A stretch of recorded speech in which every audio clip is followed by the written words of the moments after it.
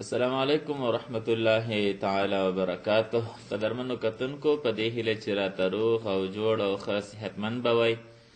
زموږ د نن ورځې موضوع ده Introduction to Dental Morphology. What is dental morphology? Morphology څه ته ویل کیږي؟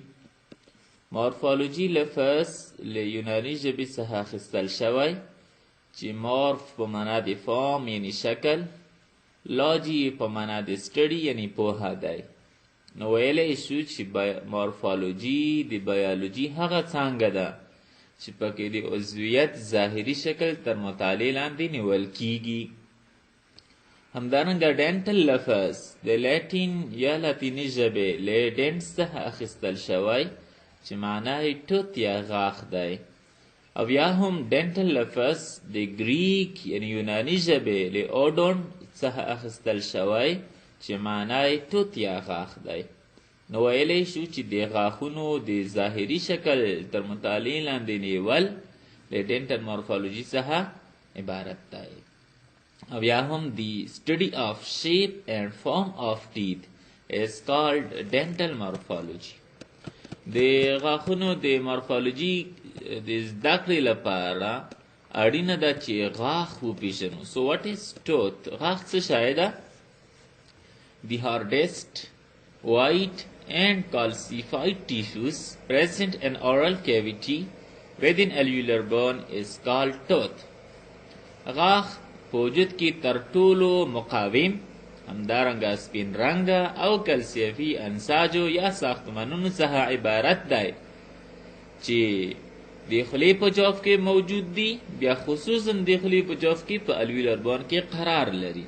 او یا هم ویلی شو چې غاښ هغه سپین رنګه، مقاوم او کلسیفي انساجو څخه عبارت دی چې د خولې په جوف کې د دواړو ژامو په الویولر بون کې قرار لري او په ژولو، خبرې کولو او ښایست کې اساسي رول لري. که چیرې یو شخص غاښونه ونه لري نو نشي کولی چې ژول په صحیح طریقې سره اجرا کړي. او که چیرې یو شخص غاښونه ونه لري نشي کولی چې په ښې طریقې سره خبرې وکړي. او که چیرته یو شخص غاښونه ونه لري د ده په ښایست کې هم کمی احساسیږي.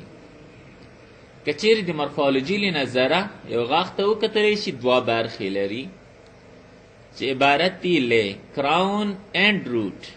So what is crown? Crown څه شی ده؟ The visible part of tooth is called crown. Visible ویل کیږي ښکاریدونکي ته، د غاښ ښکاریدونکي برخې ته کراون ویل کیږي.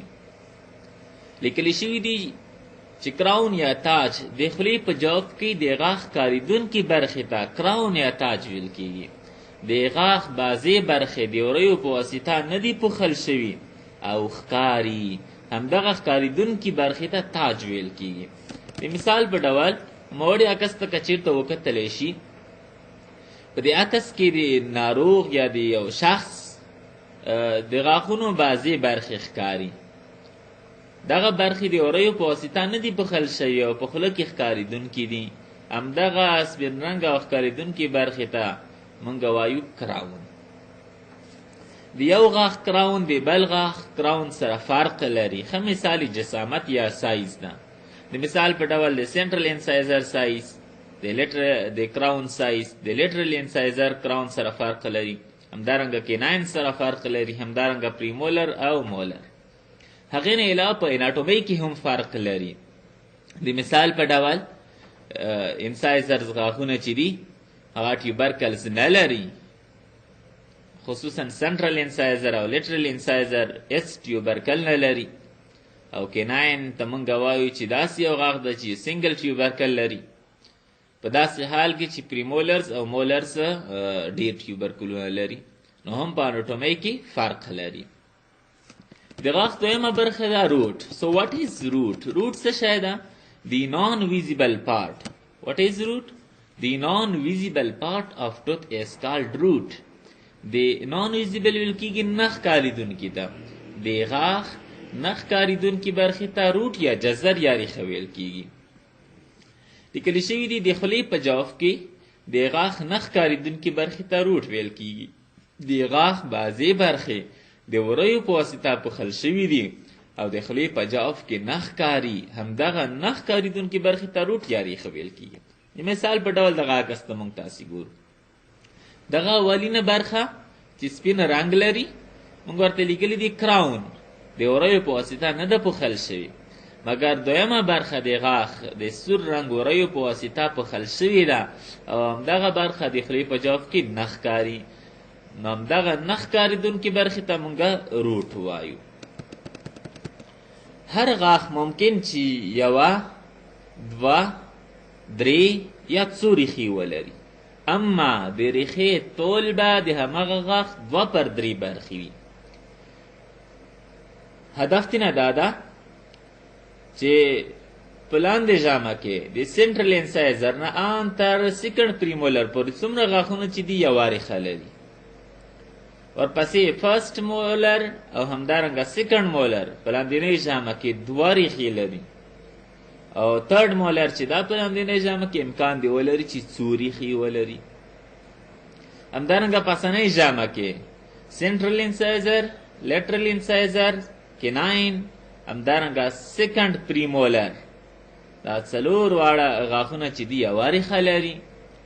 فرست پریمولر 2 ریښې لري، فرست مولر اینڈ سیکنډ مولر 3 ریښې لري، اما امکان لري چې وزډم غاښ 4 ریښې ولري.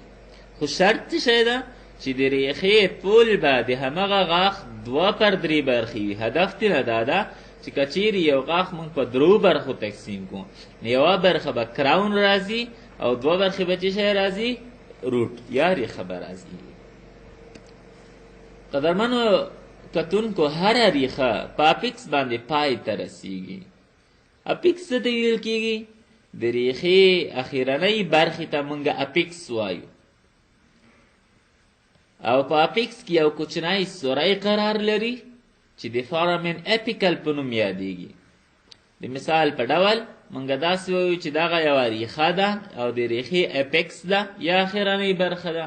اوس په دغه اخیرنۍ برخه کې دلته موږ تاسو ګورو یو فارامین ده یا اوپننګ ده یا سوری ده، چې همدغه سوري ته موږ څه وایو؟ فارامین اپیکل وایو. یا همدارنګه په دې غاښ کې سور کلر ډینوشن هم چې کړی د اپیکس ده، د اپیکس په داخل کې یو کوچنی سوری ده. موږ تاسو ګورو چې دغه سوري لار نه بلډ ویسلز یا د وینې رګونه او همدارنګه اعصاب غاښ ته داخل شوي دي.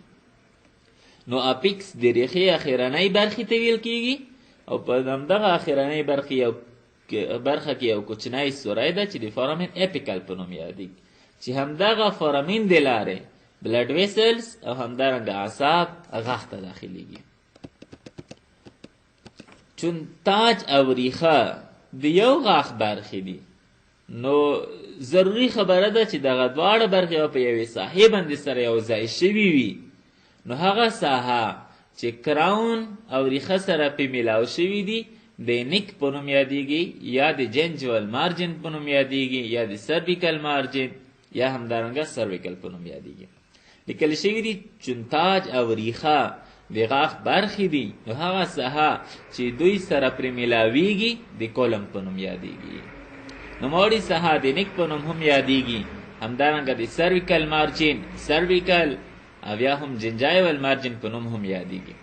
د مثال په ډول دغه عکس ته که چېرته وکتلی شي، لاندې زیړ کلر ریښه ده او پاسنی سپین کلر کراون ده. نو دواړه سره په دې لاین باندې یو ځای شوي دي چې همدغه لاین ته مونږ نیک یا سرویکل مارجن، همدارنګه کولم وغیره وغیره ویلی شو. که چیرې د کراون او ریښه، که چیرې کراون او روټ د خارجي طرف نه وڅېړلی شي، 3 طبقې لري چې عبارت دی له د مثال په ډول زه کراون د خارج طرف نه څېړمه، نو تر ټولو اولینه طبقه خارجي طرف نه انامل ده، ورپسې دویمه طبقه ډینټین ده او دریمه پسې پلپ ده. همدارنګه که چیرې ریښې ته وکتلی شي هم 3 طبقې لري، ټولو نه خارجي طرف کې سیمنټ هم پروت ده، ورپسې زیړ کلر ډینټین ده، ورپسې سور کلر پلپ ده. را روانو ویډیوګانو کې به انشاءالله هره یوه طبقه په تفصیل سره واضحوو. Thanks for watching.